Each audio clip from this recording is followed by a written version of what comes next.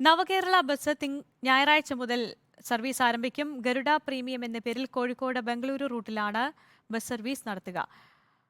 Cess അടക്കം 1171 രൂപയാണ് ബസിന്റെ ടിക്കറ്റ് നിരക്ക്. ടോയ്ലറ്റും ഹൈഡ്രോളിക് ലിഫ്റ്റുമുള്ള ബസ് സർവീസ് ഹിറ്റാകുമെന്നാണ് KSRTCയുടെ പ്രതീക്ഷ. മുഖ്യമന്ത്രിയും മന്ത്രിമാരും കേരളമാകെ സഞ്ചരിച്ച നവകേരള ബസ് ഇനി പൊതുജനങ്ങൾക്കായി വിട്ടുകൊടുക്കുകയാണ് KSRTC. 26 പുഷ്ബാക്ക് സീറ്റുകളും ടോയ്ലറ്റും ലിഫ്റ്റും പ്രത്യേക സൗകര്യങ്ങളുമുള്ള ബസ് മെയ് 5-നാണ് സർവീസ് തുടങ്ങുക. പുലർച്ചെ 4 മണിക്ക് കോഴിക്കോട് നിന്നും യാത്ര പുറപ്പെടുന്ന ബസ് കൽപ്പറ്റ, സുൽത്താൻ ബത്തേരി, ഗുണ്ടൽപേട്ട്, മൈസൂർ, മാണ്ഡ്യ വഴി 11:35-ന് ബംഗളൂരുവിലെത്തും. ഉച്ചയ്ക്ക് 2:30-ന് ബംഗളൂരുവിൽ നിന്നും തിരിച്ച് ഇതേ റൂട്ടിലൂടെ രാത്രി 10:05-ന് കോഴിക്കോടെത്തുന്ന രീതിയിലാണ് സർവീസ് ക്രമീകരിച്ചിട്ടുള്ളത്. ഗരുഡ പ്രീമിയം എന്ന പേരിലാകും ഇനി ബസ് അറിയപ്പെടുക.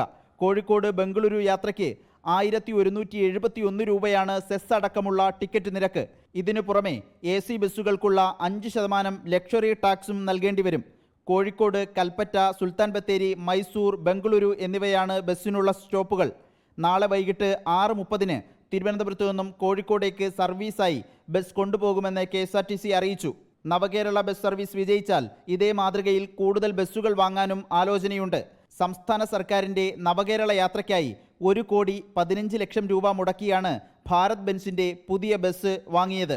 റിപ്പോർട്ടർ, തിരുവനന്തപുരം.